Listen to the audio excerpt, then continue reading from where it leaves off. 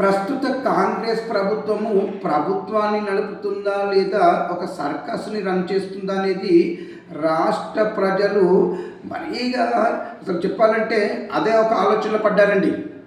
అసలు ప్రభుత్వం వచ్చి 2 ఏళ్ళు గడిచిపోయినప్పటికీ కూడా ఇప్పటికి కూడా కనీసము వాళ్ళు తీసుకుంటున్నటువంటి విధి విధానాలు ఏంటి, అభివృద్ధికి సంబంధించిన వాళ్ళ విజన్ ఏంటనేది ప్రజలకి ఇంత కూడా అర్థమవట్లేదు. ఎంతసేపు తెలంగాణని దోచుకోవడమే వాళ్ళ విజన్గా కనబడుతుంది.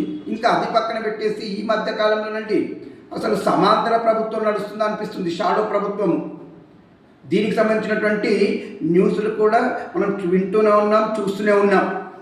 ఇంకా అది కాదన్నట్టుగా ఎట్లా తయారైందంటే రాసలీలలు కూడా జరుగుతున్నట్టుగా ఒక ఉత్తర తెలంగాణకు సంబంధించి ఒక మంత్రి వ్యవహారం కావచ్చు, దక్షిణ తెలంగాణకు సంబంధించి ఒక మంత్రి వ్యవహారం కావచ్చు, ఈ రాసలీలకు సంబంధించి మధ్యకాలంలో వస్తున్నటువంటి న్యూస్ ఏదైతే ఉందో ఇది తెలంగాణ వ్యాప్తంగా తీవ్ర సంచలనం మరియు తీవ్ర దుమారం తెలియజేస్తుంది.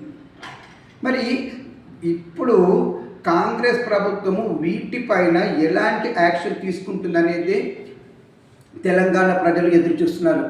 ఏది ఏమైనప్పటికీ కాంగ్రెస్ ప్రభుత్వంలోని పెద్దలు కావచ్చు, ఎమ్మెల్యేలు అందరూ కూడా ఇక ఉన్నన్ని రోజులు దోచుకుందాము, ఎంజాయ్ చేద్దాము, వాళ్ళ వ్యక్తిగత జీవితాలను చూసుకుంటున్నట్టుగా కనబడుతుంది.